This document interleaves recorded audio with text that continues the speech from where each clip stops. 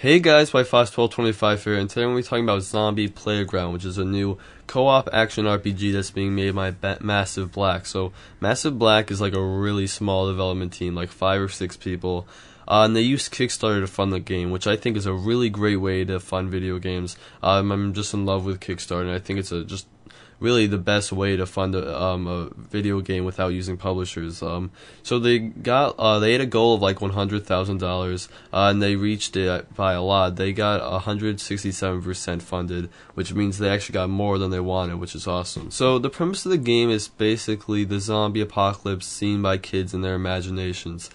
So it all takes place inside kids' imaginations. So ordinary objects like water guns and things like that can actually hurt zombies. So it's not happening in real life, it's really just imaginary. And I think it's a really cool concept, definitely nothing that's been used before. So it's going to take places in, places where kids would imagine it. Like the map we've seen so far is like a school, but they also mentioned parks and things like that. So really cool concept, really unique. The graphics I think tie it together really well. They're kind of like cartoonish, which is really nice with the whole kid theme. And the music ties it in well too. I really like the music in the game. So now let's talk about the gameplay. So the gameplay looks really fun, and it takes place all in third person. And it's sort of like an arena style game. There's different waves of enemies that you and your friends have to take out, and really the point is just to see how long you can survive. So it's a 4-player co-op, and they really wanted the gameplay to be challenging and really reward cooperation between friends. And there's also a mix of ranged and melee combat too.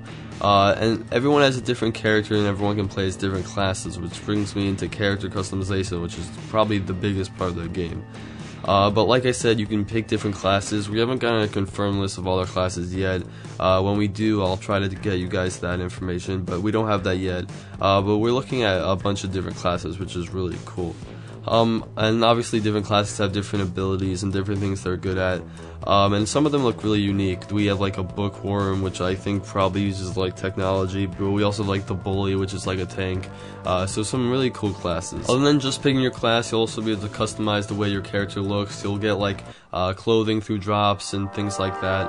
I'm not sure whether or not you get to customize the way your character actually looks. I would love to see that in there, but I haven't seen anything that confirms that. I think every class might just be a preset kid, but I'm not sure about that, so don't hold me to that. That's just something I think from seeing a couple of videos. That's at least what I've seen so far, but again, I'm not sure, so don't hold me on it. But yeah, you'll unlock new pieces of clothing that you can so you can customize your character.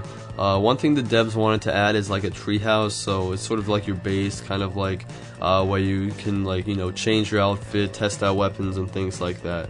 I really like that idea and I hope they implement that. So the developers want to release by May, probably early access on Steam. I'm just saying early access just because of the game is still in closed beta, so I don't imagine it's just going to be coming out as a final product on Steam. I'm guessing the game is going to cost around $15 just because if you pledge $15 on Kickstarter you get a copy of the game. So I'm just guessing that from the pricing on Kickstarter, but it looks like that's how much the game will cost. Definitely not a huge price. And in terms of a console release, they said that they're thinking about it and that they've already talked to some of the console leaders or whatever you want to call them, and they're really interested in getting the game on their consoles, at least one of them. They haven't said which ones just because I guess they can't do it for business reasons, but I guess there is a possibility of it getting on consoles, but the main focus right now is just to get it on PC, and when it does come out on PC, it looks like it's going to be for Mac and obviously PC. It might have Linux support. The developers are still trying to work on that and they're not really sure right now. So it definitely looks really cool and I'm definitely really excited about it. At launch it's only probably going to have one map, which is the school map. And more we're going to be at it after launch. They're going to keep working on it after launch, which again makes me think that it's going to be an early access game on Steam. But it looks really great and I'm really excited for it. So if you guys liked the video, it'd be awesome if you could give it a like. In terms of more videos this week, I'll definitely be doing Elder Scrolls Online Saturday.